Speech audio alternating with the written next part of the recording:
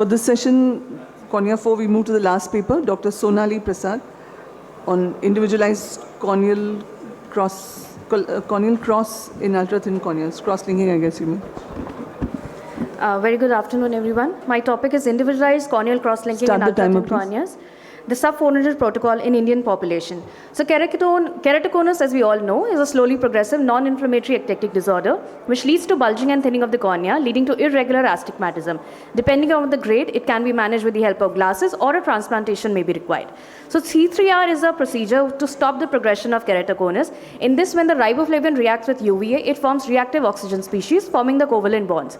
So the Dresden protocol states at least a corneal thickness of 400 micrometer, to prevent any endothelial toxicity. But this rules out a lot of potential corneas that could actually benefit from C3R.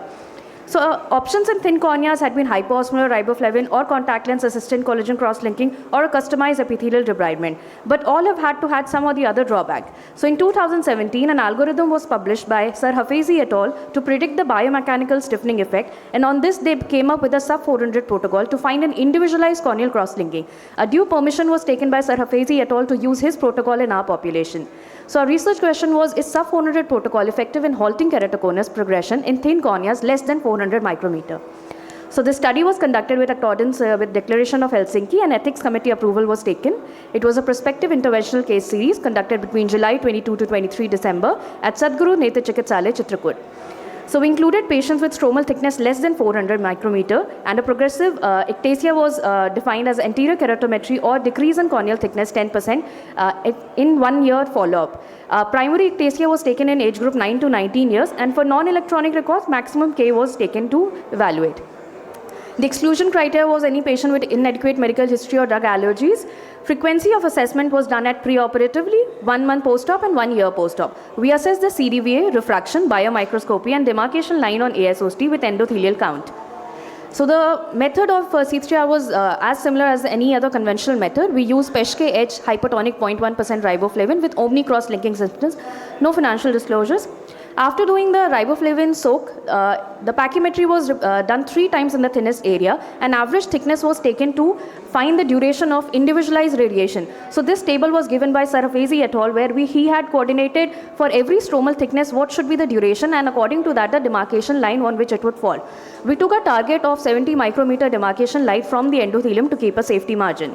Post-operatively, the patient was treated with moxifloxacin and steroids. The data was analyzed with continuous and non-parametric data. Coming to results, there were 36 patients in our study with 15 patients in 21 to 30-year age group. The BCVA was stable in around 30 out of 36 patients, and no significance was there in the pre and the post-operative values. The keratometry was stable in 35 out of 36 eyes with maximum flattening up to 1 diopter seen. Coming to pachymetry, the pre-operatively pachymetry in our study was ranging from 337 to 400, and intraoperatively post-op epithelial removal, it was 220 to 389.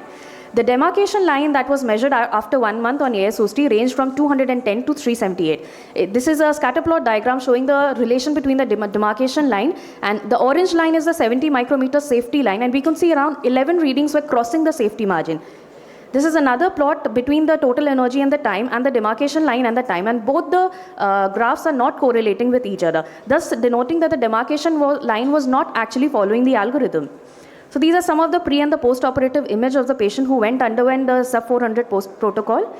Failure was seen in 1 patient in our study where there was increase in the keratometric values around 1.6 and decrease in the vision.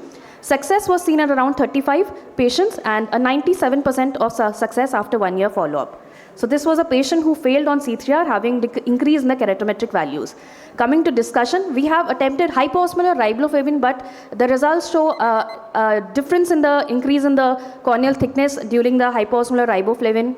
Then contact lens assisted leads to a decrease in the oxygen penetration. Customized epithelial debridement leads to a difference in the stabilized cornea and the thickness.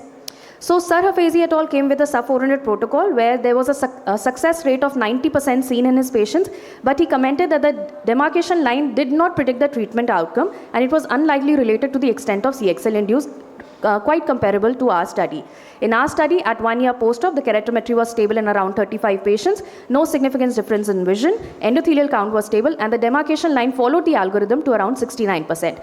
The strength of our study is it is a prospective study of a long follow-up and a good sample size with endothelial status measured at post 1 year period.